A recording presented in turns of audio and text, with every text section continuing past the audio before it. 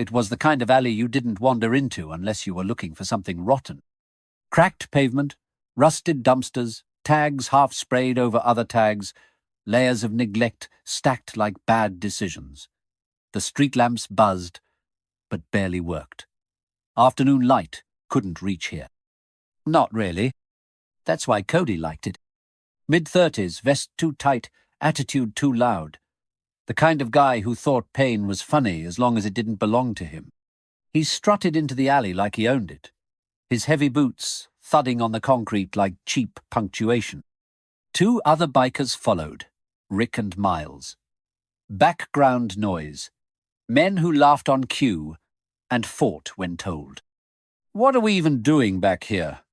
Miles muttered, lighting a cigarette. "Just scouting spots," Cody shrugged. "And killing time. Jack said the strippers show up around 6. Figured we get some laughs first." He glanced toward the end of the alley. That's when he saw them. 2 cats. Small, scruffy, huddled near a battered dumpster.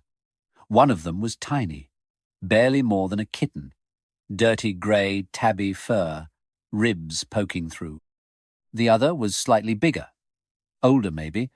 Long white coat matted in patches. Both were crouched low to the ground, tails wrapped tight around their bodies. No hissing, no growling, just stillness. Survival instinct. Cody grinned. "Oh, man," he muttered. "You guys want to see something hilarious?" Rick squinted. "What now?" Without warning, Cody stomped toward them. The smaller tabby sprang to its feet and darted a few steps, but stopped. It didn't run. It turned and hissed, placing its thin body between Cody and the white cat. "Look at this little lion," Cody laughed. "What? You gonna fight me?" And then he kicked. His boot hit the white cat hard in the side. A dull thud. The animal shrieked, a high, sharp, crumpled sound that split the silence of the alley. It skidded across the ground, crashed into a wall, and curled into itself. Motionless. The kitten launched toward the injured one, meowing, nudging, trying to get a response. Miles laughed nervously. Rick frowned. "Dude," Miles said, "you kicked it hard." "They're strays," Cody scoffed. "They eat trash. I just saved them the trouble of dying slow." He took a step toward the kitten. That's when a voice sliced through the alley. Calm. Cold. "I wouldn't do that if I were you." They all turned. A man stood at the mouth of the alley. Black coat, grey t-shirt, broad shoulders. Stillness in his stance. Not lazy, not unsure, centered. His face was half-shadowed, but unmistakable. Miles dropped his cigarette. "Is that—" "Holy dude," Rick whispered. "That's Jason Statham." Cody blinked. "What?" Jason stepped forward, slow and steady. He didn't raise his voice, didn't charge. Just moved like gravity answered to him differently. He crouched beside the white cat, now breathing shallow, ribs heaving. With practiced care, he scooped it into his arms, cradling it against his chest. The kitten pressed close to him instantly, climbing his coat and tucking itself into his collarbone like it had always known him. Cody forced a laugh. "Hey, man, I didn't know they were yours." Jason didn't look up right away.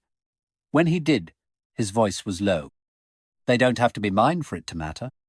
"Okay," Cody said, backing up. "It was just a joke." Jason stood fully now, the injured cat curled into his coat, the kitten still clinging to his chest. "You think hurting something small is funny?" Cody raised his hands.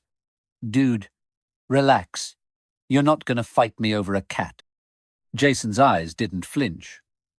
"You already lost." Rick was halfway to his bike. "Cody, let's go." Cody didn't move fast enough. Jason took one step forward. Just one. And something in that movement, the quiet precision, the intent, made Cody stumble backward. Okay, we're out," he muttered.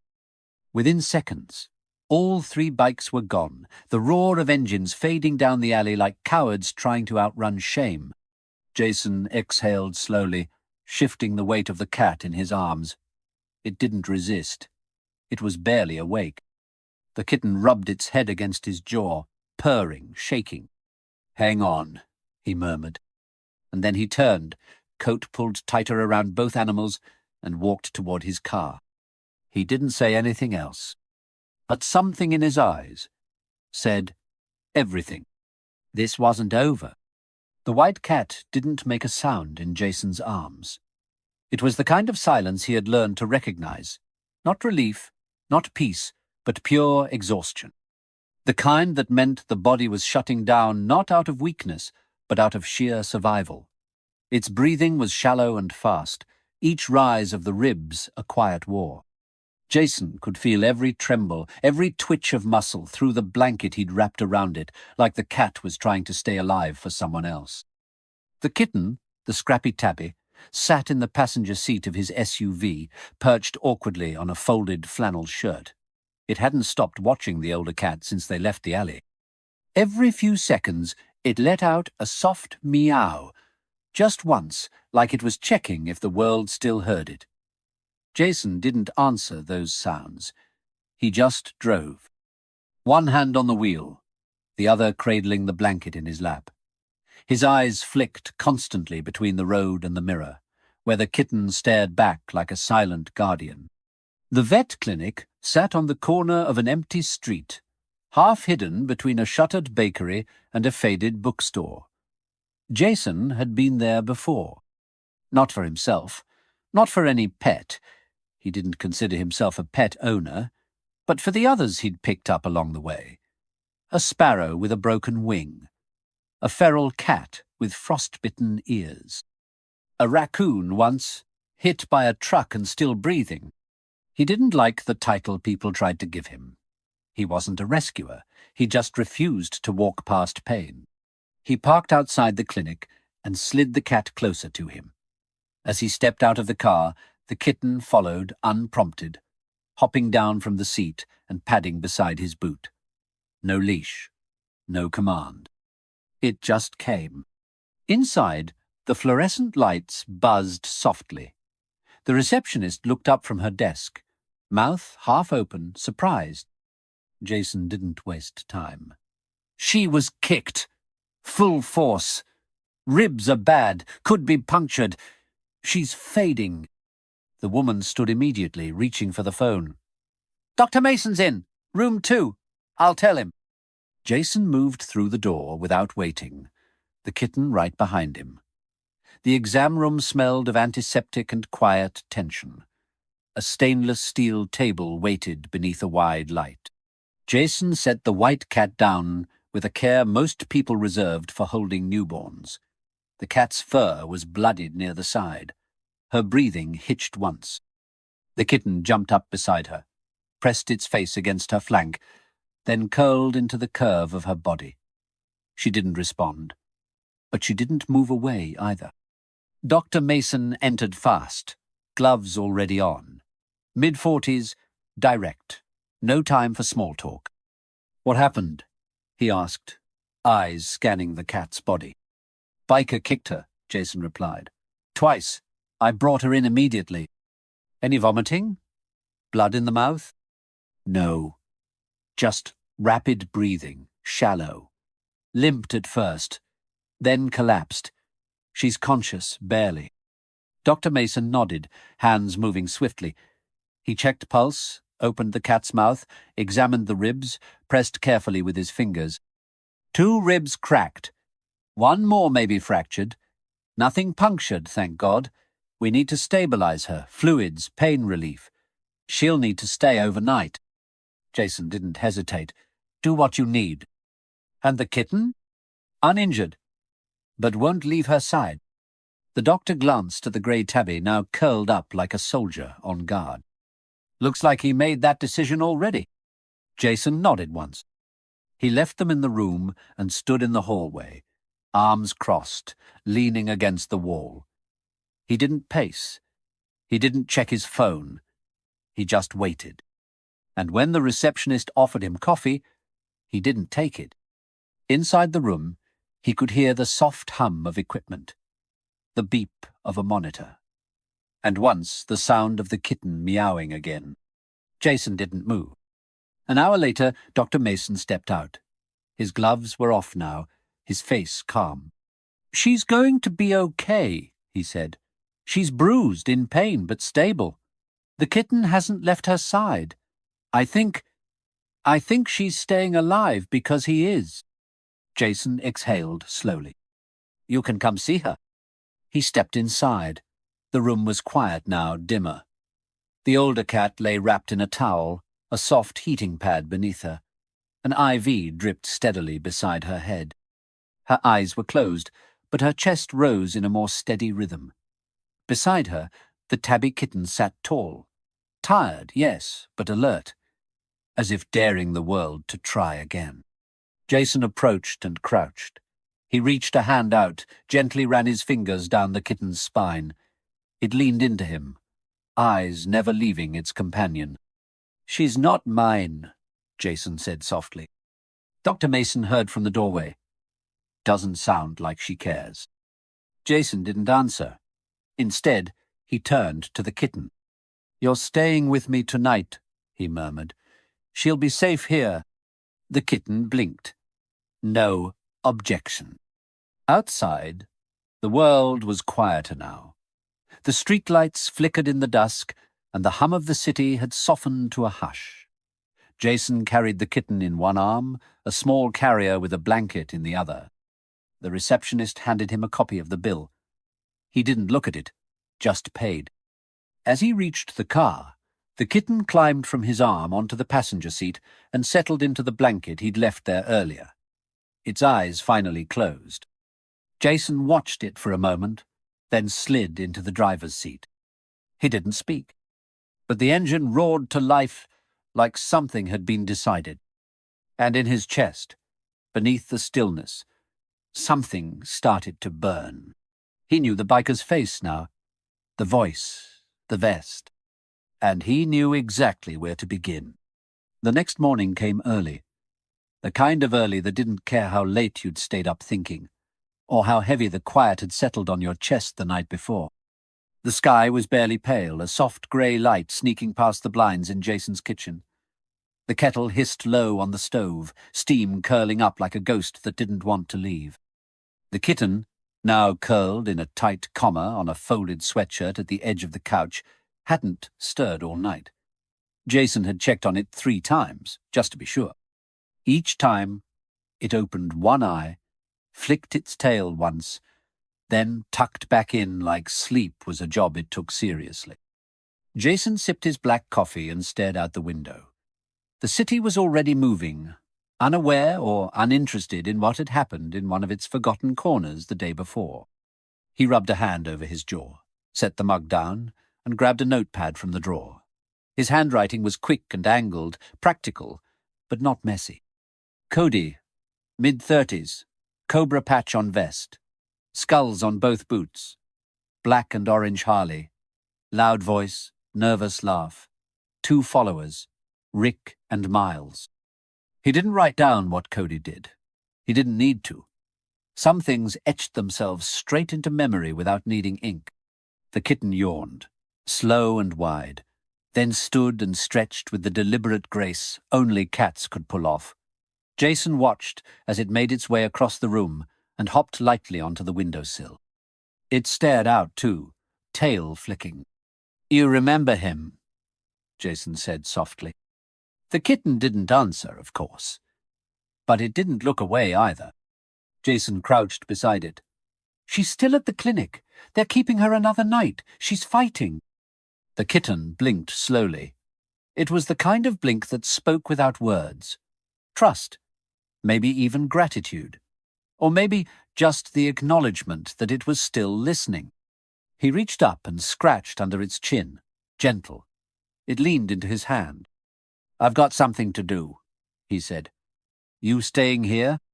The kitten turned and walked to the middle of the room, then sat, waiting. Jason grabbed his keys. The streets were awake now, buses hissing, tires splashing through puddles, morning traffic coughing along. He drove with the windows cracked just slightly, the cold air keeping him sharp. He didn't have an exact address, but he had a starting point. The biker bar. He'd seen enough of them to know the signs. This one was tucked behind a laundromat and a pawn shop, its sign crooked, its front windows dark even in the daylight. No name. Just a red neon open sign and a row of Harley-Davidsons parked outside, like flags marking territory. Jason parked across the street, out of sight. He didn't move for several minutes, just watched, took in every detail. Then he got out. He didn't wear sunglasses, didn't lower his hood. He wanted to be seen.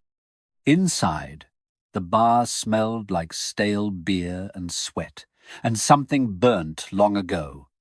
Music played from an old jukebox, low, heavy, angry. He saw them instantly.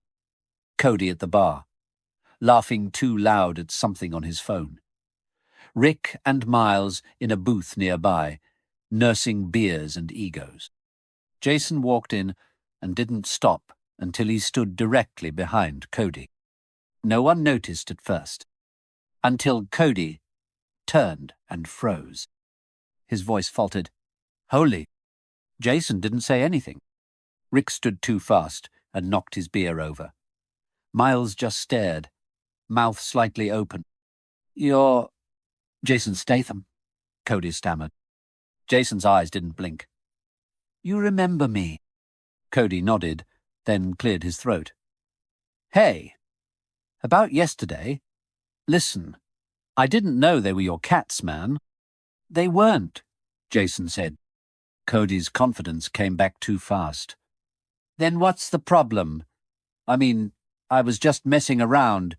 You gonna hit me over some strays?" Jason took a step closer. The bar went quiet. "You kicked a defenseless animal. Twice. That's not a joke. That's who you are." Cody's smirk faltered. "So what? You're gonna fight me now? In here?" Jason looked around the room. Half the patrons were watching. A few phones out, ready. "I don't need to fight you," he said. "You've already lost." Cody's face darkened. "You think you scare me because you're famous?" "No," Jason said. "I scare you because you know I won't walk away." There was a pause, so thick it stole the air. Then Jason turned and walked out. No fists. No shouting. Just silence. But it echoed. He didn't need to beat Cody to send a message. He already had. Back home, the kitten greeted him at the door like it hadn't moved. It trotted to him and brushed against his leg, then returned to the couch and sat like a sentry. Jason crouched, picked it up, and held it against his chest. Its tiny claws kneaded into his hoodie. "You did good," he murmured. "She's going to need you." The phone rang. It was the vet clinic. "She's stronger today," Dr. Mason said. "Eating. Eyes clearer." I think she turned a corner. Jason exhaled. "When can she come home?" "Tomorrow, if everything holds." He hung up, set the kitten down, and leaned back on the couch. Tomorrow. That word used to mean distance. Now it meant return. He closed his eyes. Not to sleep, but to remember. The weight of her body in his arms. The sound of her breathing. The look in that kitten's eyes. He would be ready. So would she. The morning was colder than the others. Not sharp, not biting, just the kind of cold that soaked into your sleeves and made the world feel still. Jason rose early, earlier than even the kitten, who remained curled in a tight ball on the corner of the couch, her striped tail twitching gently as she dreamed. He moved with quiet purpose. Coffee brewed. Boots slid on without sound. And by the time the sun began bleeding into the horizon, he was already at the clinic's doors. The receptionist greeted him with a tired smile, as if she too had been waiting for this part to come. "She's ready," she said, gesturing toward the back. "Still a bit stiff, but alert. Eating on her own." Jason didn't respond. He just nodded and walked down the hallway. Dr. Mason stood beside a crate, kneeling beside the white cat who now lay on a blanket, her head up, ears perked, golden eyes sharper than they had been days ago. "She won't need another night," he said, standing. "She's past the worst, but she'll still need time, soft food, no jumping. She's bruised inside and out." Jason crouched down. The cat blinked slowly. Her ears didn't flatten this time. Instead, her tail twitched once, slow and thoughtful, like punctuation. She recognized him. "Hey," Jason murmured. "You held on." The cat didn't purr. She didn't lean into him. But she didn't look away either. He took that as more than enough. She let him lift her, resting her paws against his forearm like a queen accepting transport. Her weight was light, bones beneath fur. But she was solid now, present, breathing. Jason walked back to the car, carefully setting her into the blanket-lined carrier on the passenger seat. She didn't protest. She merely stared out the window as they drove, watching the city pass like she'd seen it all before and had grown unimpressed. Back at the house, the kitten was waiting, sitting at the window, tail flicking, eyes wide. The moment Jason opened the door, it bolted toward the carrier, meowing non-stop, short, choppy little calls that spilled over one another. Jason opened the door, and the kitten jumped in instantly. It sniffed her, rubbed its head under her chin, then settled beside her without another sound.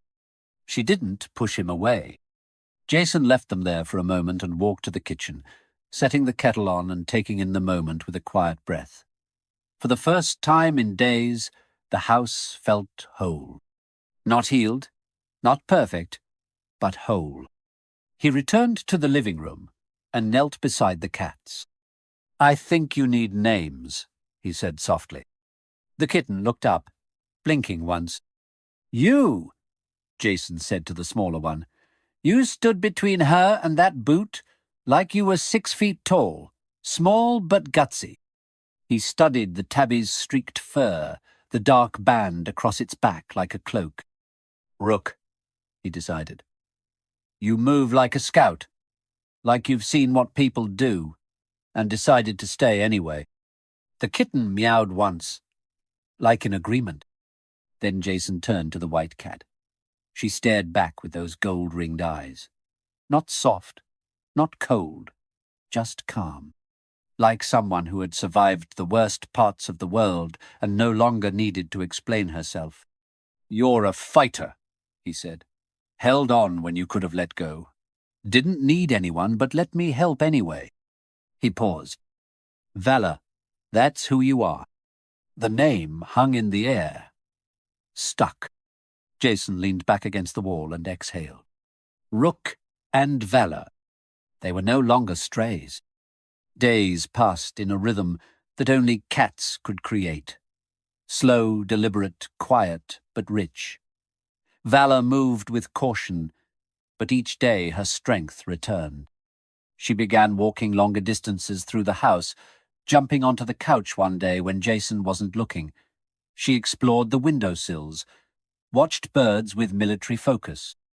Rook stayed glued to her side when he could, though he also began branching out, leaping onto countertops, knocking things over, attempting to hunt socks with reckless commitment. Jason didn't mind. He was building something now, not just a home but a space. A place where the broken didn't have to hide, where the ones discarded didn't have to prove they were worthy of love. One afternoon, Jason visited the alley again. Not to haunt it, to clear it. He arrived with gloves, garbage bags, a shovel, and purpose. It wasn't just about cleanup. It was about making sure that no other animal would crawl through that alley looking for shelter and find only violence. The dumpster was still there. Same graffiti, same cracked cement. But something felt different now. He began cleaning. People walked by. No one offered to help, but some watched. A few took pictures, probably wondering what Jason Statham was doing, elbows deep in alley trash, dragging out rotting wood and clearing glass. He didn't explain himself. He just worked. When he finished, he set down a metal bowl of dry cat food beside the wall, covered it with a tin roof he'd built from scrap. Next to it, he placed a small sign, "Feeding Station. Be kind." Then he left. The alley would never be home, but it wouldn't be a graveyard either. Later that night, he sat on the porch with a mug of tea. Rook lay across his lap, tail twitching, half asleep. Valor sat on the railing, eyes scanning the woods like a general. Jason looked out toward the tree line, toward the road beyond it, toward the unknown that always waited just over the next hill. He didn't speak. Didn't need to. The warmth of fur against him, the sound of soft breathing, the ache in his bones that didn't feel quite as heavy anymore, all of it said what words couldn't. He wasn't alone. Not anymore. The weather began to change. The nights grew longer, quieter. The trees that circled Jason's house swayed under the weight of wind that whispered through their branches, bringing with it the faint scent of coming rain. Inside, things were calmer too, but never static. Valor had begun claiming more territory.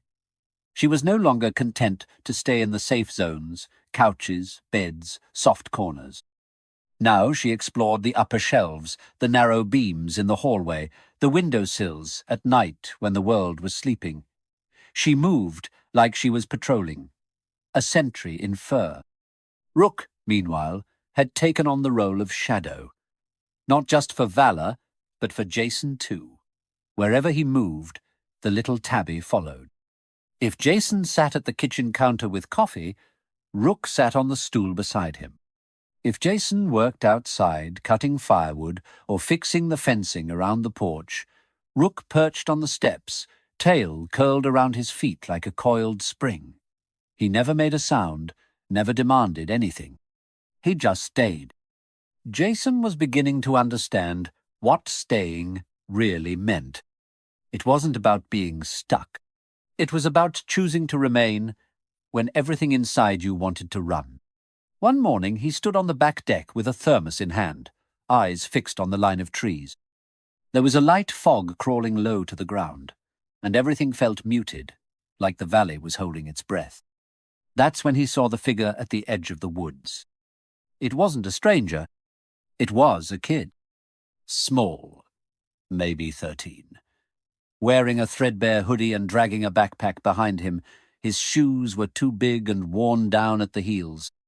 His head stayed low, but even from a distance Jason could see the way he kept glancing backward. Nervous. Hunted. Jason set the thermos down and walked slowly down the steps. He didn't call out. He didn't need to. The boy saw him, froze, then started to turn like he'd bolt. Jason raised a hand. Not fast, not threatening. "You hungry?" The boy didn't move. Jason nodded toward the porch. "I've got food. You don't have to come in. Just sit a minute." For a long time, the boy stood there, weighing something only he could understand. Then he stepped forward. 10 minutes later, they sat at the outside table. Jason slid a plate of eggs and toast across. The boy ate fast, but without making a mess, like someone used to going unnoticed. Rook jumped onto the railing and stared at the newcomer. Valor remained in the window above, watching, measuring. "What's your name?" Jason asked, not expecting an answer. The boy chewed, then swallowed. "Elijah." Jason nodded. "I'm Jason." Elijah looked up, recognition flickering behind his eyes. "Like the actor?" Jason didn't smile, but he didn't look away. "Yeah, still me under the flannel." The boy looked down again. "I didn't know you lived out here." "I didn't used to," Jason said. But then I found some things worth staying for. Rook walked across the railing and jumped down beside Elijah's chair. The boy didn't move, just stared. Rook sniffed his shoe, then sat beside him. "That one's Rook," Jason said. "He'll tell you if you're good." Elijah reached down slowly, hand trembling just slightly. Rook sniffed his fingers and leaned in. For a second, Elijah smiled. It didn't stay long, but it happened. Jason stood. "You're welcome to stay tonight. I've got a room with a heater. You'll have space." Elijah didn't respond. "You don't owe me anything," Jason added. "You don't even have to talk. Just be safe, that's all." The boy didn't say yes. But when Jason walked inside, he followed. That was enough. Later, after the house had gone still, Jason sat at the kitchen table, staring at the notebook in front of him. He flipped back to the page where he'd scribbled Cody's name. Next to it, he wrote a single line. Not just him anymore. Then he glanced toward the hallway. Elijah had fallen asleep on the couch, Rook curled up in the crook of his arm. The boy's breathing was even. No nightmares. Not yet. Jason walked quietly past him, to the room he'd prepared. Folded blankets, a soft floor mat, a clean towel. Not much. But it was a beginning. The next day, Elijah didn't ask to leave. He just stayed. Didn't speak much, but he helped. Cleaned up after breakfast, helped Jason refill the firewood rack.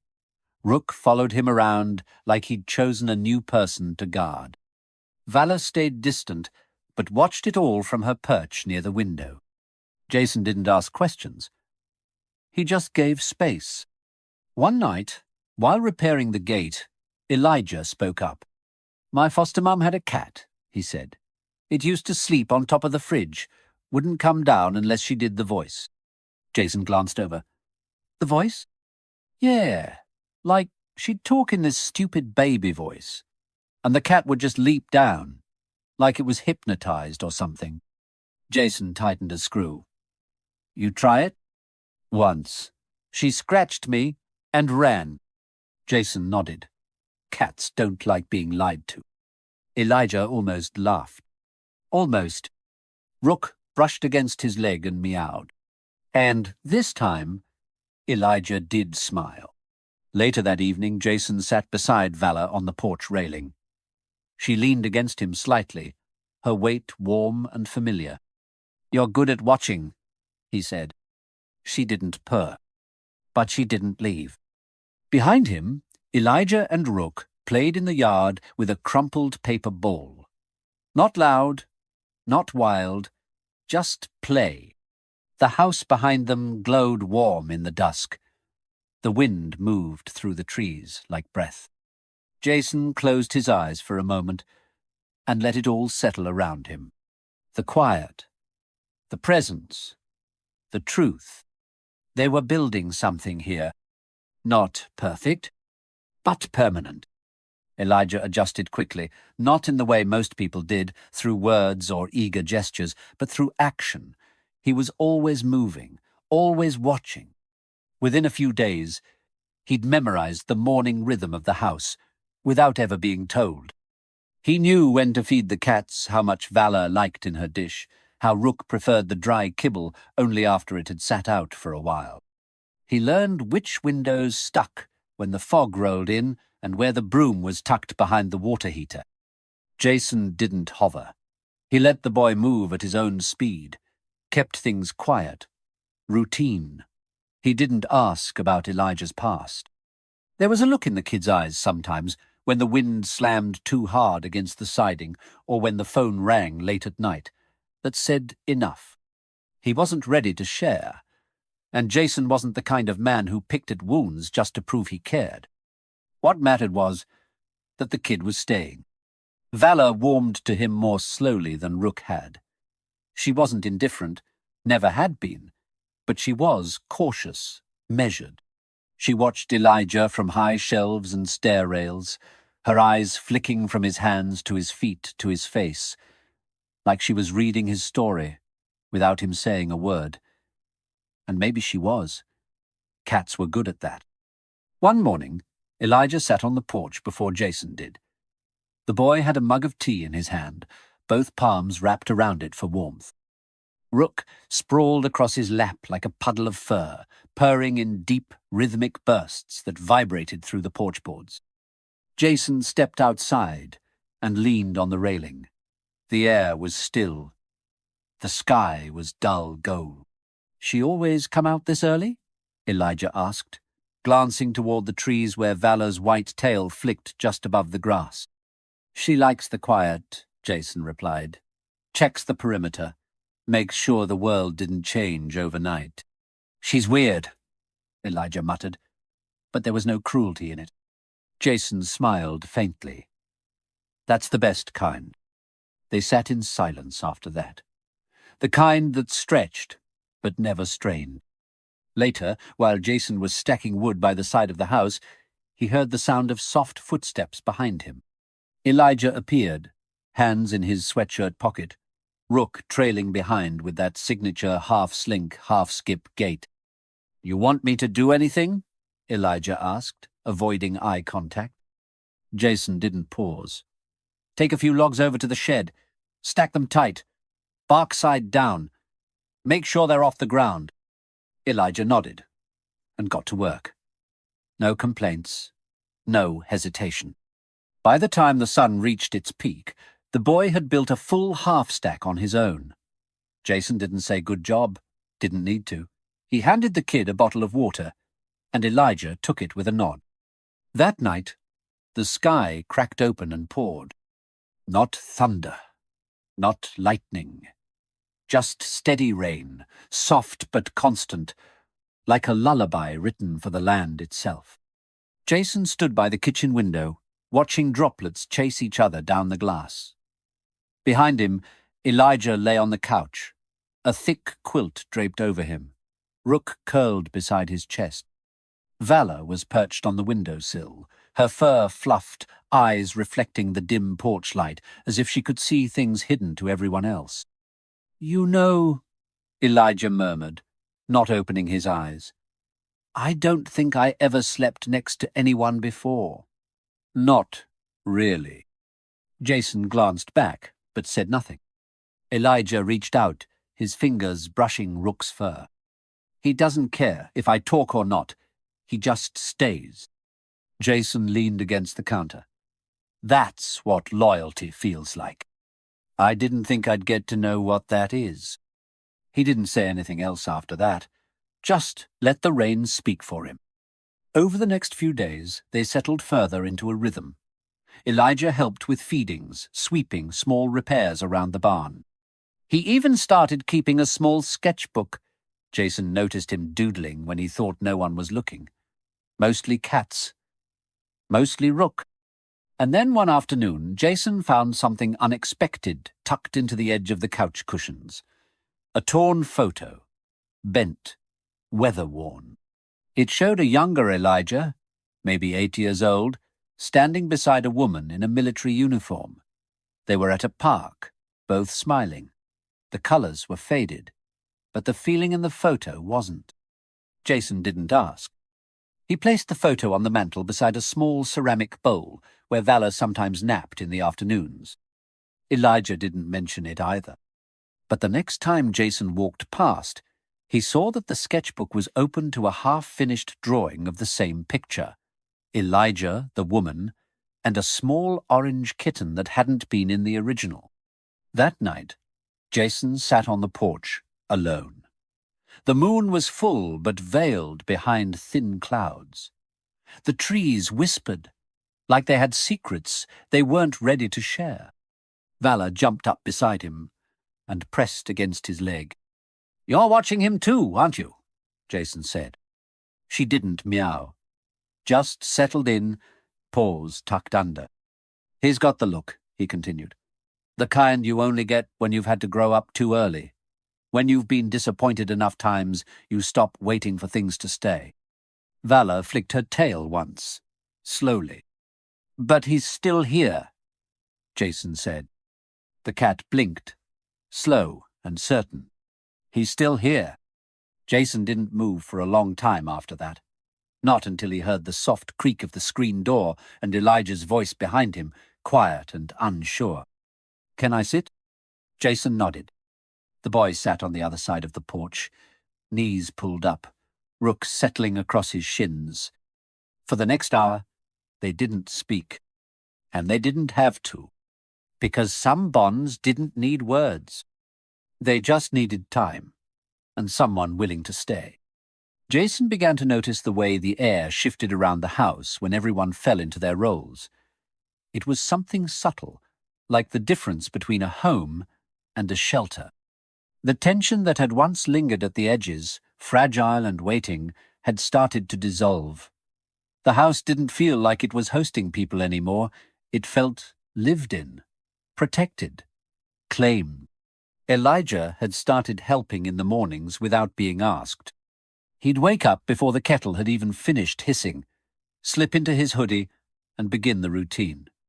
Water for the cats, fresh food, windows cracked just slightly to let in the sharp breath of morning. Rook would trail behind him like a second tail, weaving through his steps without ever getting in the way. Sometimes Valor would join them, silent as a shadow, her white coat glowing in the cold light. One morning, Jason stood by the shed, fitting a new lock onto the back door, when he heard the screen creak open behind him. Elijah stepped out, holding 2 mugs of coffee, his hair messy, eyes squinting into the wind. "Didn't know how you take it," the boy said, offering one out. Jason took the mug, nodding. "Black's fine." Elijah sat on the steps, knees tucked to his chest. Rook climbed into his lap before he even settled.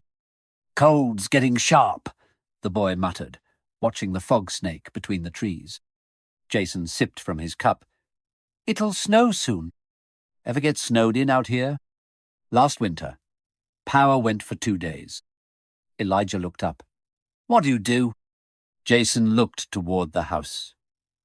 "We stayed warm, shared what we had, made it through." The boy didn't say anything right away.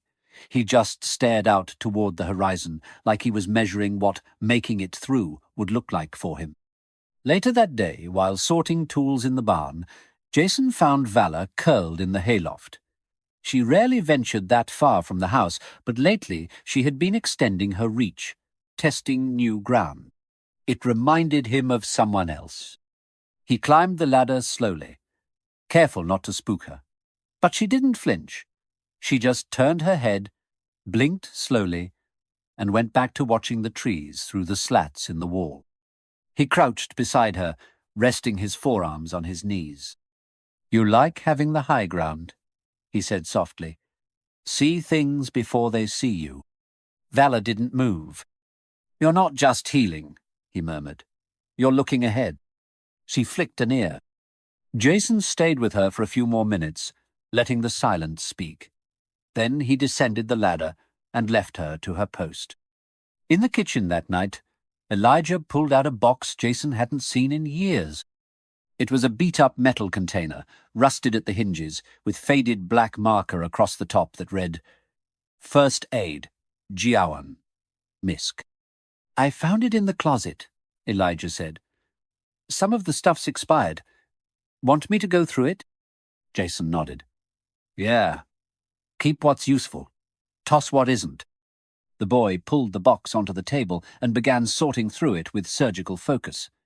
Rook watched from the counter, tail flicking each time Elijah set something down too hard. Inside were rolls of gauze, alcohol pads, dog nail clippers, a broken flashlight, 2 spare leashes, and a photograph that fluttered out near the bottom. Jason saw it and paused. Elijah picked it up. It was of a Belgian Malinois, sitting upright, tongue out, ears forward. Beside him, a younger Jason, less worn, dressed in tactical gear, one hand resting on the dog's back. "Who's this?" Elijah asked. Jason walked over and took the photo gently, staring at it for a long time before answering. "Lex. Was he yours?" "He was my partner. Military dog. Served with me overseas. He saved my life more times than I can count. Elijah set the gauze down. What happened? Jason didn't look up. We were ambushed.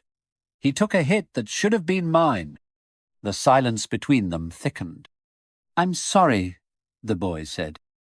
Jason nodded. He was the first to teach me what loyalty looks like. Real loyalty. No conditions, no explanations. Elijah was quiet for a moment. Then, I think Rook would have liked him. Jason almost smiled. Yeah, Lex would have liked him too. The photograph didn't go back into the box. Jason set it on the windowsill beside the worn bowl where Valor sometimes napped. That night, the wind howled harder than it had in weeks. The trees bent just slightly, their branches scratching against the roof like fingers trying to find a way in. The cats stayed close. Rook curled into Elijah's chest. Valor sat at the foot of Jason's bed, facing the window, alert. In the early hours, Jason woke to a noise. Not loud, but wrong. He slipped out of bed, grabbed the flashlight from his drawer, and padded down the hallway. Valor followed, her steps silent as vapor. In the living room, he found the front door open just an inch. The wind must have caught it. He closed it slowly, double-checked the latch, then turned to Valor. She blinked once. Nothing outside, nothing near. Still, she stood at the window long after Jason returned to bed. In the morning, Elijah didn't mention the wind or the door. But he was quieter than usual, stayed closer to the cats, ate slower. Jason didn't push. That afternoon, they all worked outside together, clearing debris from the edge of the property, pulling dead branches into a burn pile. Elijah worked hard, didn't complain, but Jason noticed how often his eyes flicked toward the trees. As the sun dipped low, casting gold across the house and turning the hills pink, Elijah leaned against the fence and finally spoke. Sometimes I think it's coming back. Jason paused beside him. What is? The stuff I ran from. The people, the things I saw. Jason didn't say it would go away. He just said, then let it come. We're not running anymore. Elijah didn't look at him. But his shoulders eased just a little. And from the tree line, Valor watched them both. Eyes narrowed. Still, unshakable. Because, whatever tried to return, they weren't alone. Not anymore. Jason was reinforcing the perimeter fence when he noticed the change in the air. It wasn't the weather, though the skies had shifted, threatening snow. It was something else, a feeling, the kind he had learned to trust. Subtle, heavy, like the valley was holding its breath again. He stood slowly, hammer paused in his hand. Across the field, Elijah was crouched near the porch, attaching a small reflective bell to Rook's new collar. The kitten batted it playfully, unaware of the tension that had settled into the wind. Valor, perched on the railing just above, had stopped grooming. Her ears were up, eyes locked on the road past the trees, watching. Jason followed her gaze. A bike engine rumbled in the distance, faint but rising. One, maybe two. Not the deep roar of a passing convoy. This was smaller, deliberate, closer. He didn't call out. He just moved. Inside the house, he opened the cabinet under the kitchen counter and pulled out the small lockbox he hadn't touched in over a year. It held nothing flashy, no weapons, just keys. Notes. A prepaid burner phone with 2 numbers. One he hoped he'd never need. He slipped it into his coat pocket. Outside, the engine had stopped. Not at the house. Somewhere near the edge of the woods. Just far enough to be uncertain, just close enough to matter. Elijah, Jason called, his voice even. The boy looked up instantly. Rook paused beside him. Inside, Jason said. Now. Elijah didn't argue. He scooped Rook up in his arms and opened the front door. Valor leapt from the railing and disappeared inside ahead of him. Jason stood still for a few seconds, listening. Then he stepped off the porch and walked toward the trees. The path was lined with frost, twigs cracking underfoot. His boots sank just slightly in the softening soil. He moved without rush, but every muscle was primed. Memory kept his stride balanced, breath steady. The forest wasn't dense, but it was thick enough to give cover. He stepped past the first line of brush and saw it. The bike. Black. Cobra patch on the saddlebag. Same model he remembered. And the man standing beside it. Cody. His hands were up. Not like a surrender, more like a statement. Like he knew he didn't have a chance in hell of winning if it came to something more than words. Jason didn't speak first. "I came alone," Cody said, voice low. "I'm not here to start anything." Jason didn't move. The man looked different. Not cleaner, just duller. Worn down like a blade someone forgot to sharpen. "I know I can't undo what I did," Cody continued, "but I needed to see it. This place, what you built." Jason's jaw tightened. "Why now? Because the guys I used to run with? They're still out there, still doing the same things, and I got out. Not because I deserved to, but because you let me walk away." Jason crossed his arms. "You think walking away was enough?" "No," Cody said quickly. "That's why I'm here. I want to help. Clean stalls, fix fences. I don't care. I just—" He looked down. "I keep waking up with that image in my head. The cat. Her scream. And you, watching. You didn't swing. Didn't say much. But it was like I saw what kind of man I wasn't." "Jason, let that settle.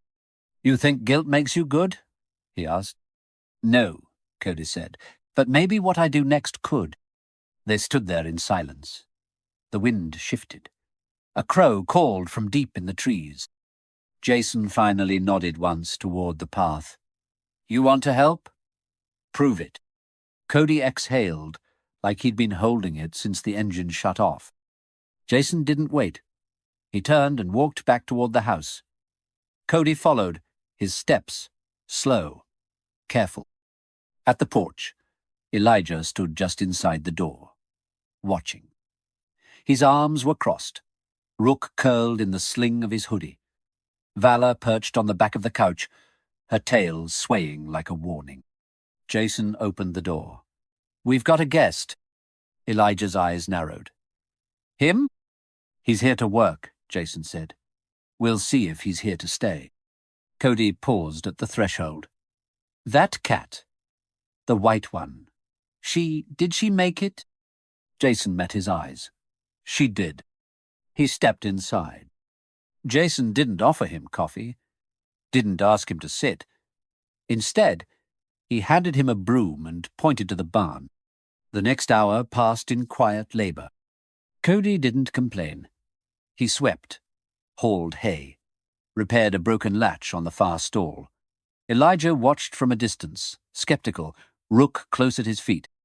Vala stayed indoors, but returned occasionally to the window to observe.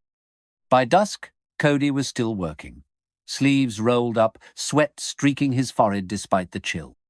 Jason stood at the door of the barn, arms folded. "You still want this?" Cody wiped his hands on his jeans. "I don't have anywhere else to be." "That's not a reason to stay here," Jason said. Cody looked him in the eye. "Then let me earn one." Jason nodded slowly. "One mistake. You're out." Cody didn't argue.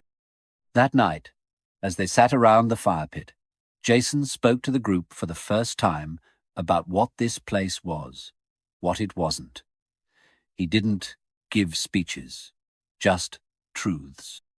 This isn't a second chance. It's a place for people who've already decided they want one. Vala curled beside him, her body flush against his leg. Rook lay sprawled across Elijah's feet, head turned toward the firelight. Cody sat on the outer edge, quiet, listening, and Jason watched him, not with forgiveness, Not yet, but with permission. The kind that says, you can stay, but the work starts now. Above them, stars blinked in a clear sky, and for the first time in years, the night felt like it was watching over them, not waiting to test them, but ready to witness what came next. Cody didn't talk much during his first week at the house, which suited everyone just fine. He rose early, worked without prompting, and kept to himself during meals. He never asked for special treatment, never sat too close. Elijah watched him like a hawk for the first few days, never letting Rook stray far from his side, and Vala, well, she made her feelings clear. She never hissed, never struck, but she watched Cody with that ancient, unreadable stare of hers, as if she could see every bad thing he had done and was weighing whether time and sweat could balance it out. She never sat in the same room with him. Not at first. She kept to the high places, where she could see but not be touched, like a guardian with her own private line between forgiveness and warning. Jason kept Cody busy. Repairs, supply runs, organizing the storage shed, rewiring one of the faulty light fixtures in the barn. Cody did it all without complaint. If he felt the weight of the judgment hanging over him, he didn't show it, except in the way he never tried to pet either of the cats. He didn't dare. It was 5 days before anyone saw something crack through his surface. Jason found him behind the barn late in the evening, sitting on an overturned crate, cigarette lit but forgotten in his fingers. The man looked lost in a way that didn't fit his frame. His eyes weren't red, but they looked tired in the kind of way that sleep wouldn't fix. Jason said nothing, just walked past him to check on the fencing. That night, after everyone had gone to bed, Jason passed the living room and noticed the old leather notebook on the table, the one Elijah sometimes scribbled in when he thought no one was looking. A sketch sat open across 2 pages. It was Cody, sitting on the crate, and beside him, drawn in slow, careful lines, Vala, perched on the railing behind him, watching, not judging, just there. Jason turned the page. The next sketch showed Rook sleeping beside Elijah, a paw resting on his knee like a silent claim. The final page was blank, except for a faint outline of the porch and 2 chairs. No people yet. Just the place. The next morning, Jason brought Cody a mug of coffee and handed it to him without a word. Cody accepted it with a quiet thanks and looked away before adding, I didn't expect to still be here. Jason sipped his own coffee. A lot of people don't. At first. Cody nodded. You think they'll ever actually trust me? Jason glanced toward the porch, where Elijah sat with Rook in his lap. The boy was showing the kitten a page in a worn book, like it was some kind of lesson. They don't need to trust you, Jason said. They just need to see that you're not lying about who you want to become. Cody looked at the ground. That's the hardest part. I know, Jason said. That evening, the sky opened with a soft rain. The kind that didn't storm in, just crept across the valley, draping everything in silver mist. Elijah and Jason sat under the porch roof, Rook curled between them. Cody stood a few feet away, unsure of whether he belonged. Vala approached for the first time since his arrival. She didn't come to Jason or Elijah. She walked past them, slow and deliberate, and sat at the edge of the porch near Cody. Not close enough to touch, but not far enough to ignore. Cody froze. He looked down at her, then met Jason's eyes. Jason nodded once. She's giving you a chance. Cody swallowed hard. She doesn't forget, does she? No, Jason said. But she remembers everything else too. For the first time, Cody didn't look afraid of her. Later that night, Jason found a folded sheet of paper on the kitchen table. It was a note. The handwriting was uneven, like someone out of practice. I won't ask for forgiveness, but I'll show up every day until staying is enough. Thank you for letting me try. See? Jason didn't fold it. He left it where it was. The next morning, he nailed a new plaque to the barn wall. Second Fang had always been about more than rescue.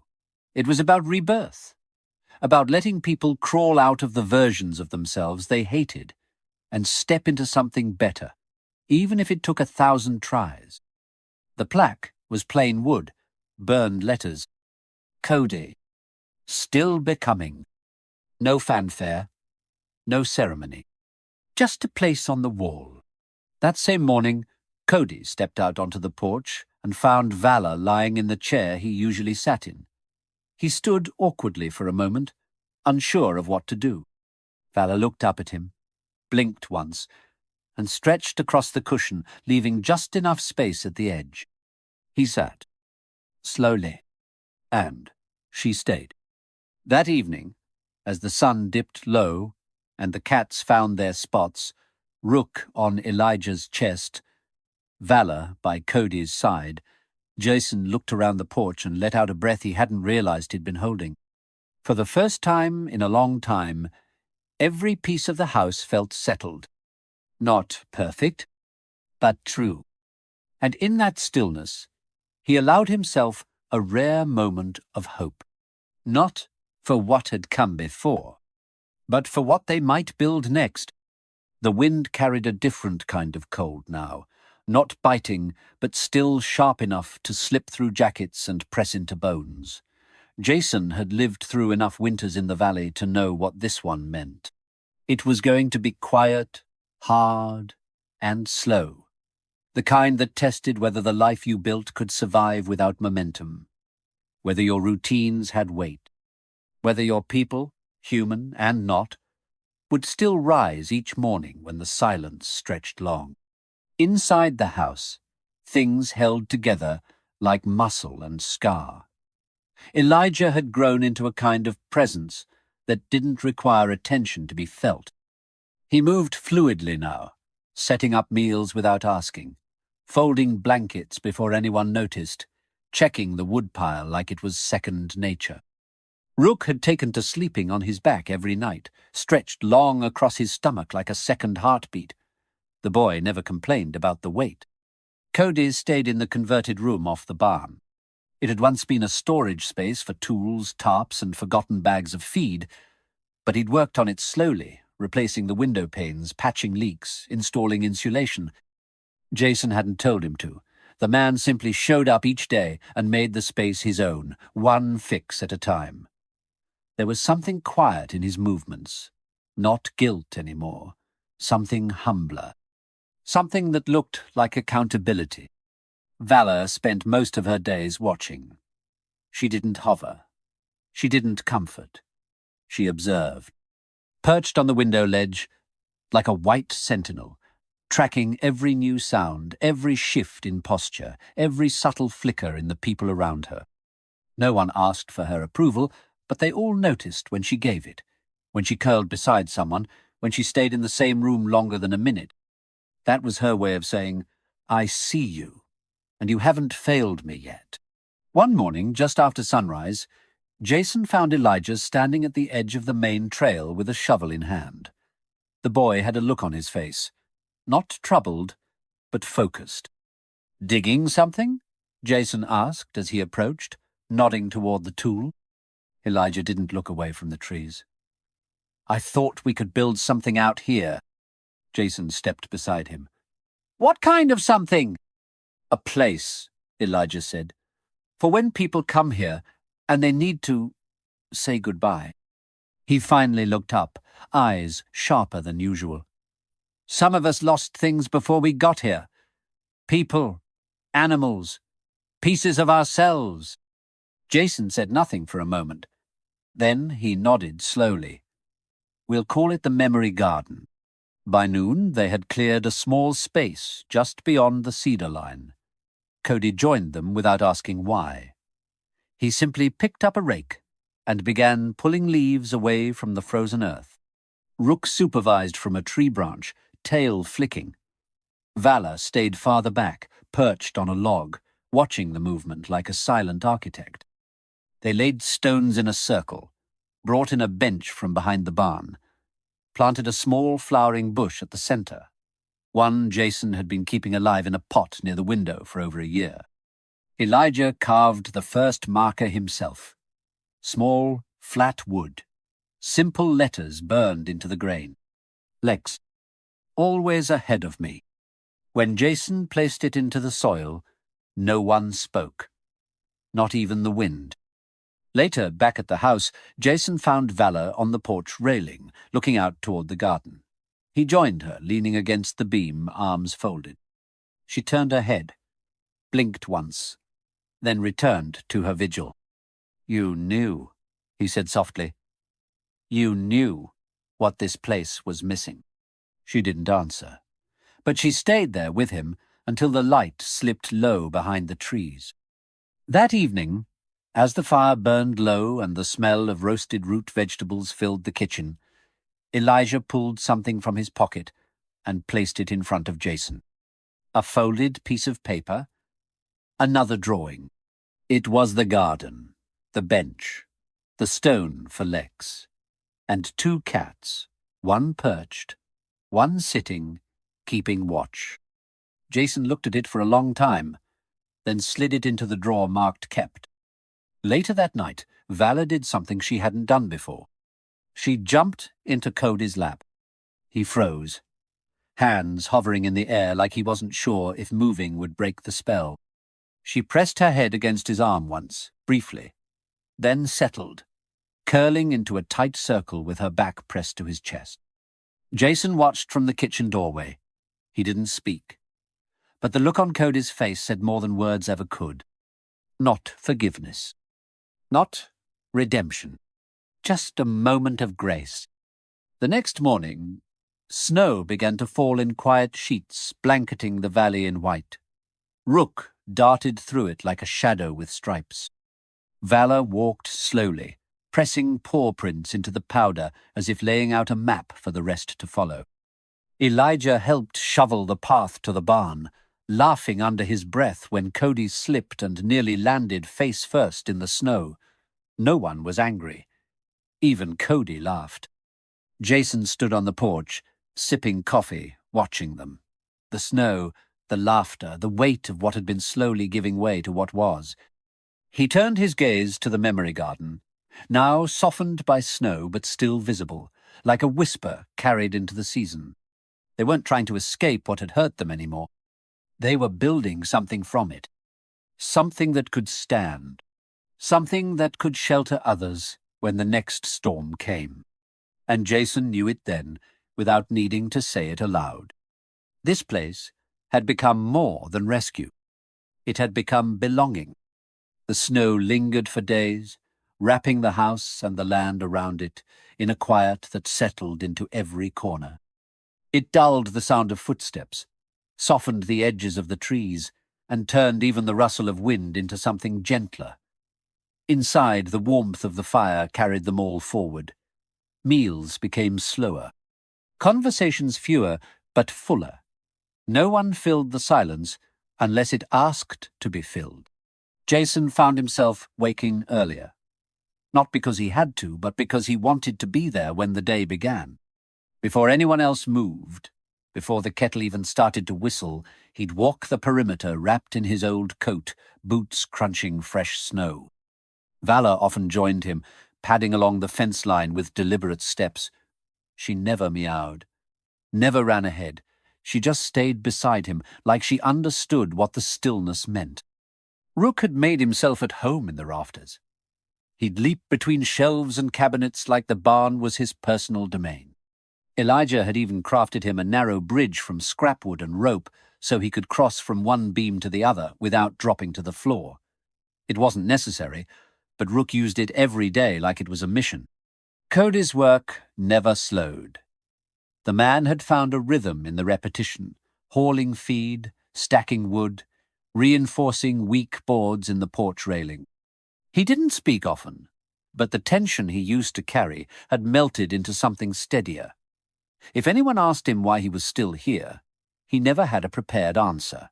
He'd just shrug and keep working. One afternoon, the mail arrived with more than bills. Jason sorted through the small stack, while Valor circled his ankles. There was a large envelope among them. No return address, but familiar handwriting. He slid a finger under the flap and pulled out a photograph and a short letter.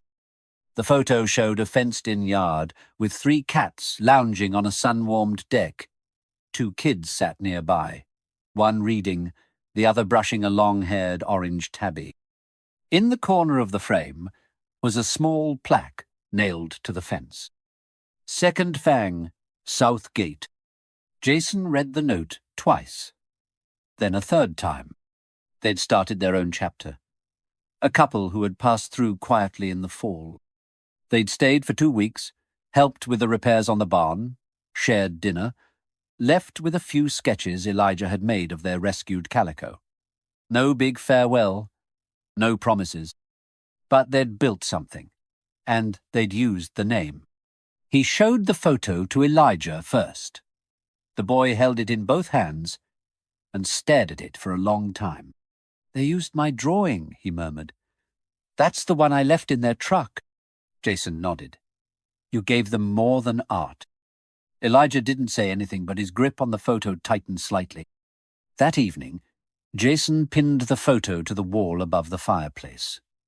It sat between the map of the valley and the old faded picture of Lex.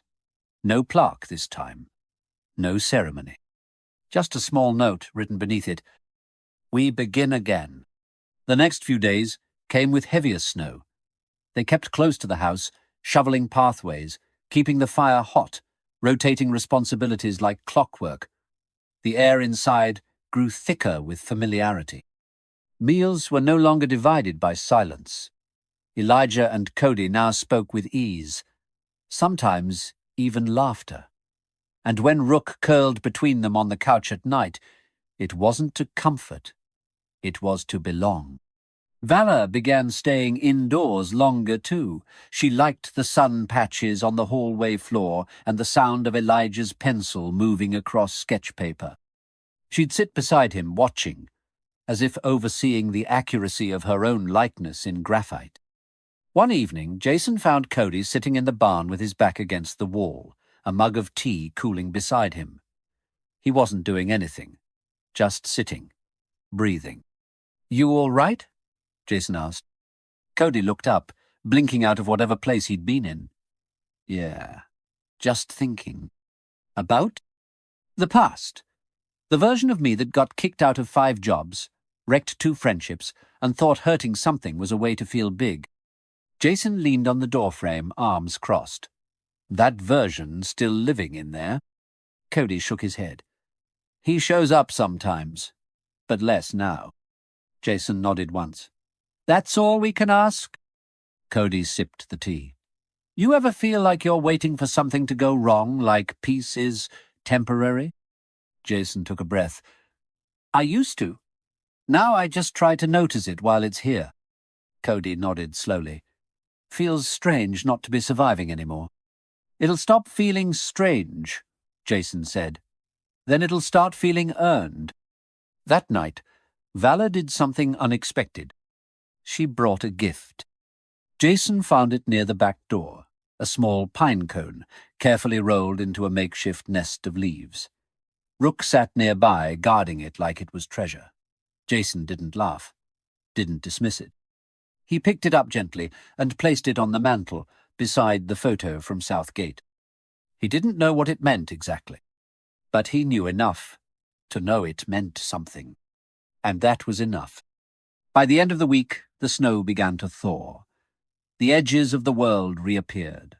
The tips of stones, the corners of logs, the dry crunch of last autumn's leaves rising from beneath the melt. The valley was waking up. So were they. Jason stood by the porch one morning, eyes on the tree line. Cody stacked the last few logs behind him. Elijah brushed snow off Rook's bridge in the barn. Valor leapt onto the railing and looked out with him. He didn't speak. She didn't move. Together, they watched the path stretch forward again. New season. Same home. And none of them had run. The thaw arrived slowly, peeling winter off the land, one layer at a time. What had been blanketed in silence and white began to breathe again, first with water trickling off the roof, then with small brown patches opening in the field, and eventually with the quiet return of bird song just past sunrise. The snow didn't disappear all at once. It faded, in patches, like a memory that had loosened its grip. Jason noticed the shift not in the sky, but in the people. Cody started walking farther down the trails in the morning, sometimes with a rake slung over one shoulder, other times with nothing but his hands in his pockets. He always returned with something: fallen branches, forgotten tools, once even an old weathered signpost buried beneath a collapsed drift. He didn't say where he went or why. No one asked. The lines in his face had changed, less guarded, more grounded. Elijah had grown taller. Jason wasn't sure when it had happened, but the boy's sleeves suddenly looked shorter, his voice a little steadier. He spoke more now, especially in the evenings when the sun cast long gold light through the windows, and the house seemed to open its heart. He joked with Cody, teased Rook, started reading aloud to himself from the books Jason kept stacked in the corner shelf, half dog-eared paperbacks and old wildlife guides. And every so often he'd pause and glance up to see if anyone was listening. They always were. Rook had claimed the top shelf in the main room as his new resting spot. He'd leap up there with impossible grace, curl into a ball, and watch the world beneath him with one half-lidded eye. He was still the smallest presence in the house, but somehow the space felt incomplete without the sound of his feet tapping across the wood floor. Valor had changed the least, but perhaps the most deeply. She still walked like a question no one was allowed to ask. She still watched without blinking, still kept her silences like armor. But she stayed longer in rooms. She rubbed against ankles in passing. She curled on the couch when Elijah fell asleep reading, resting her chin against his thigh like it was her decision to allow him peace. One evening, Jason stood outside, watching the last of the frost melt from the porch railing. The wood was damp and dark where the ice had fled. He could smell earth now, rich, heavy, almost sour in its truth. Things were about to grow again. Behind him the door opened, and Elijah stepped out holding 2 mugs of tea. He passed one to Jason without a word, and leaned against the beam. "They said the river's starting to run again," the boy said after a while. "Heard it this morning when I walked past the clearing." Jason took a sip, let the steam brush past his face. "That means the valley's ready." "Ready for what?" "For whatever's next." Elijah was quiet, then said, "Do you think it ever stops feeling like it's temporary? The peace, I mean." Jason turned to look at him. "No, but that's what makes it valuable." They drank in silence. The wind moved through the trees without rustling. Even the animals had gone quiet, like the whole world was listening. Later that night, Jason pulled out the drawer marked "Kept" and set a new letter inside. It had arrived that morning, a simple envelope. Inside was a photo, 2 teens standing in front of a painted wooden sign that read "Hollow Reach Sanctuary." Beside them sat 3 cats, each with distinct collars and a note written on the back. "We made something. Just like you did. Thank you for showing us how." Jason slid it between the others and shut the drawer gently. The next day, they began building a new section on the property. It wasn't huge, just a lean-to with 3 stalls and a small covered sitting area, a place for future arrivals. Jason didn't call it a barn. It didn't need a name. But he noticed how Elijah added a small wood carving above the door, a silhouette of a cat curled into the shape of a crescent moon. Cody handled most of the heavy lifting. He worked with his sleeves rolled, hammer swinging in steady rhythm. He spoke more now, short, practical sentences. Occasionally he even told a joke, the kind that made Rook flick his tail in annoyance but made Elijah laugh out loud. On the 3rd day of building, They were visited by someone new. A woman, early 30s, bundled in a coat too thin for the weather, with a bag slung over her shoulder and red around her eyes. She arrived on foot, carrying a cardboard carrier that she didn't let go of for a second. Jason answered the door before she knocked. He always seemed to know when someone was coming. "You here for help or shelter?" he asked gently. "Both," she replied. He stepped aside. She sat at the table with Valor curled silently at her feet. When she finally opened the carrier, a grey, shivering cat peeked out. One eye clouded, tail missing, scarred. Jason crouched, reached in with a slow, open hand. The cat didn't hiss, didn't move, just stared at him with tired certainty. "You've been through it," he murmured. The woman's voice broke. "She saved me before I could save her." Jason nodded. "Then, let's keep her safe now." They prepared a spot in the new stall. Blankets, heating pads, a quiet space. That night, the woman didn't cry. But she didn't need to. Because for the first time in a long time, someone else held the weight with her. And the cat, who had no name yet, slept soundly. Jason stood on the porch before bed.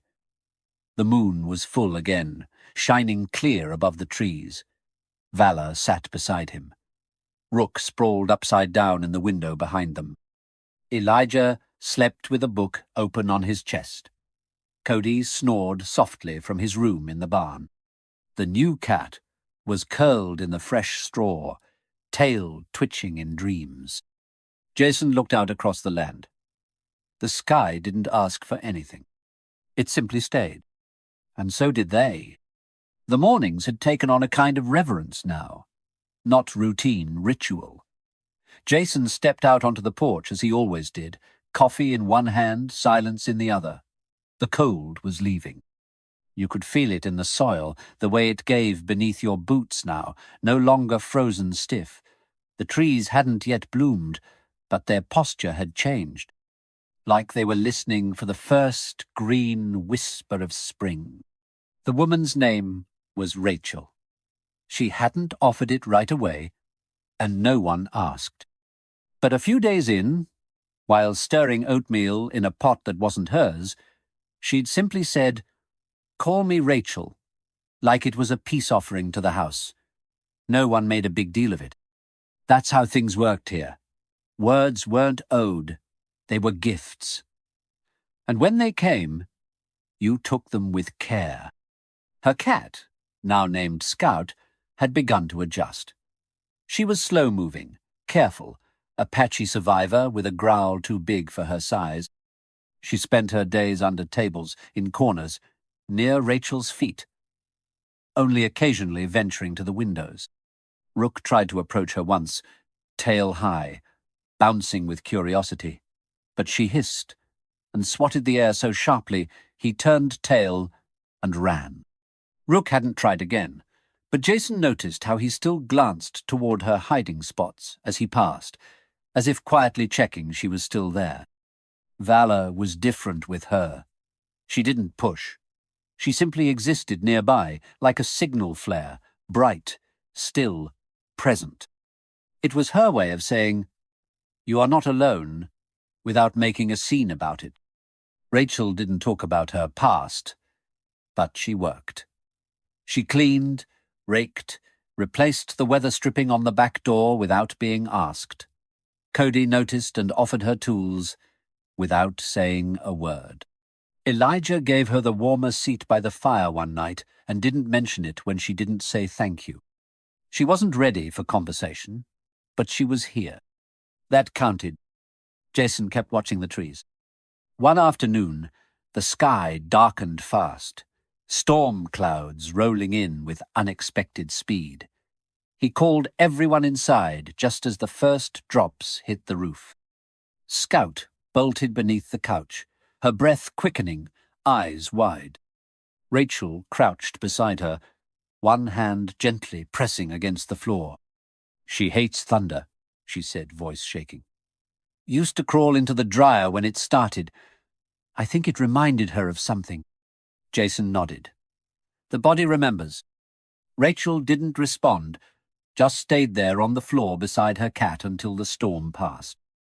When the sky cleared again, Jason walked out and found that Elijah had built a small canopy from scrap wood and tarps out near the edge of the porch, a dry spot where the cats could still watch the rain without getting caught in it. "You did that fast," Jason said. Elijah shrugged. "She deserves somewhere she doesn't have to hide." Jason nodded. "We all do." That night, the house was quieter than usual.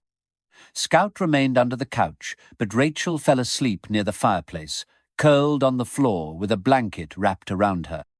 Jason left her there, dimming the lights. Valor perched on the windowsill just above her, like a watchtower in fur. The next morning, Scout came out before sunrise. Jason caught her walking through the hallway, slow but deliberate, brushing lightly against the corner of a doorway as if testing its solidity. She passed by the kitchen, stopped when she saw him, then moved to Valor's empty dish and sniffed it. Jason didn't move.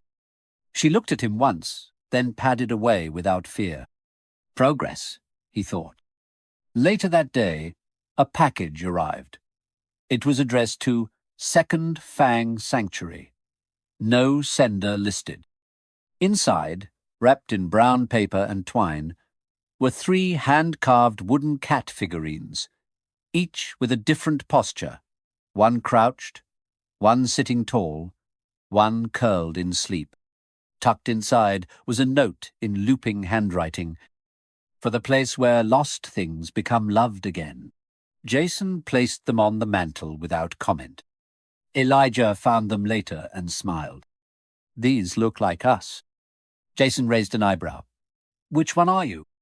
"The tall one," Elijah said, "trying to act like I've got it together." He pointed at the crouched one. "That's Rook, always on alert." Jason smirked.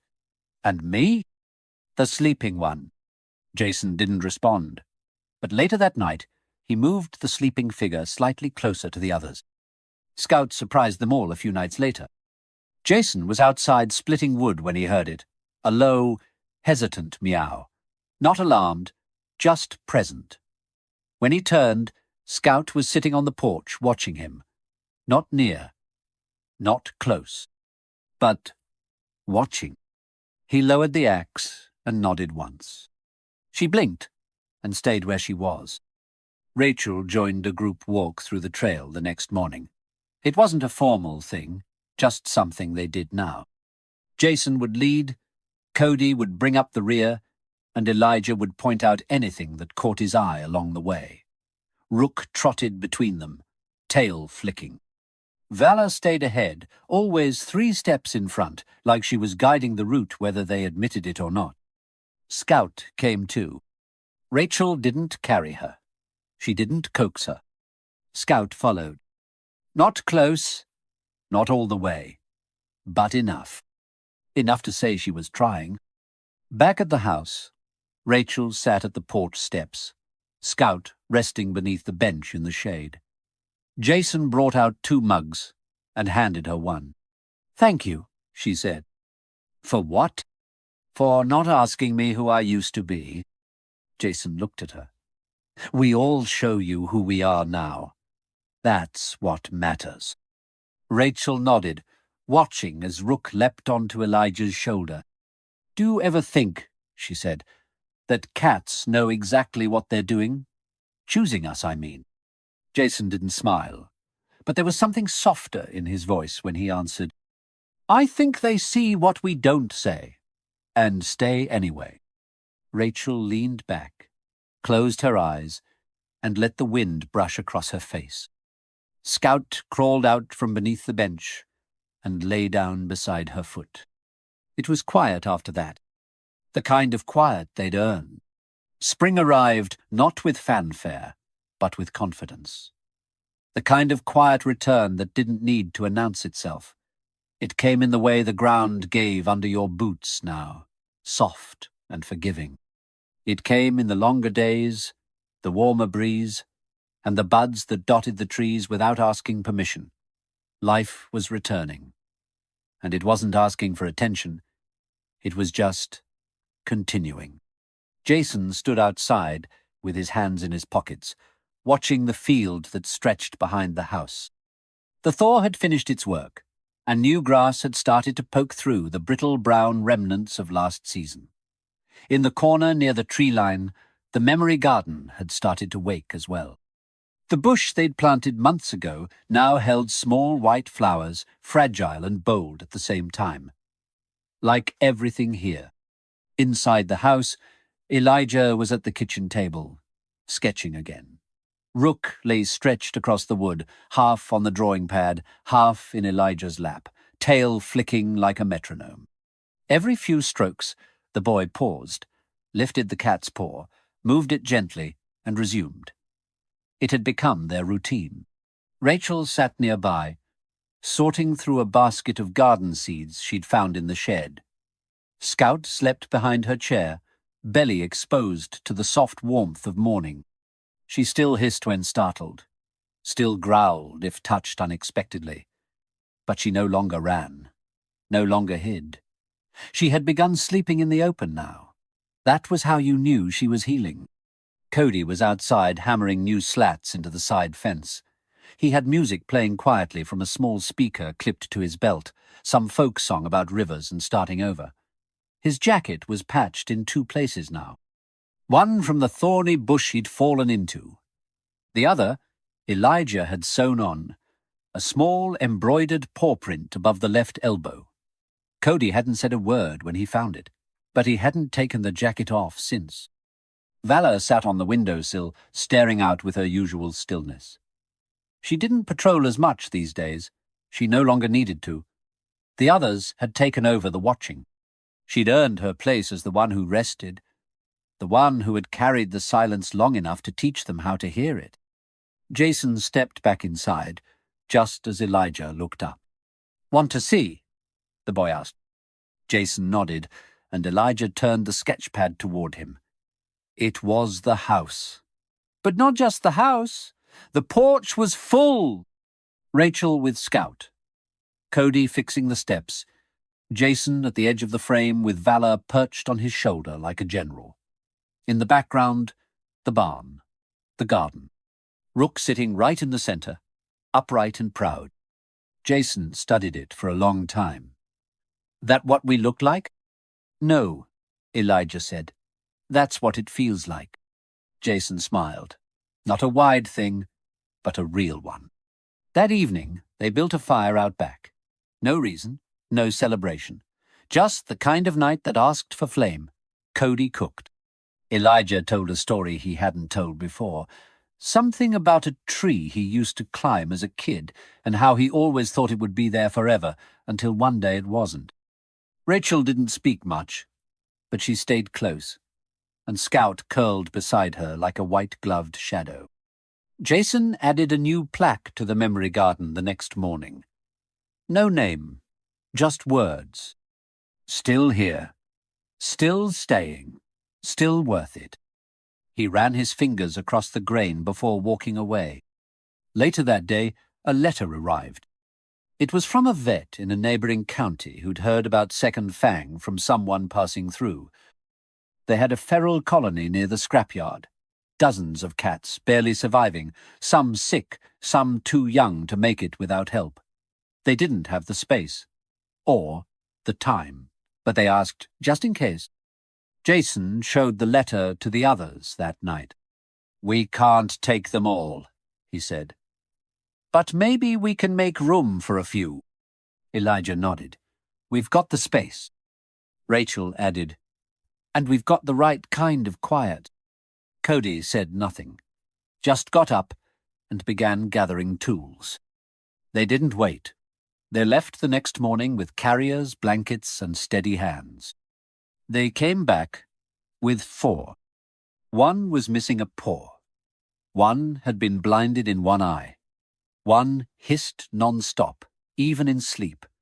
The last was so small it barely made a sound. but all of them, in their own time, began to settle. Rook greeted each one like a host at a dinner party. Scout stayed near the smallest, lying beside her at night like a pillow that purred. Valor walked among them once, slowly, stopping just long enough to make sure they knew whose home they were entering. And then she disappeared onto the porch and watched the horizon again, as if saying, "Bring more, if you must. We'll be ready." That night, Jason stood by the fire with a blanket over his shoulders. Elijah sat beside him, quiet. Cody tuned the radio in the barn. Rachel walked Scout along the trail, slow and steady, moonlight catching on their shadows. The stars were clear, the wind soft. The house behind them glowed warm, filled with movement. Not chaos, not noise, just life. Jason closed his eyes for a moment and listened to it all. The scratch of paws, the hum of conversation, the creak of wood beneath small feet. And he thought, not with doubt, but with certainty. We stayed, and now they know it's safe to stay too. It wasn't a rescue anymore. It was a sanctuary. It was a home.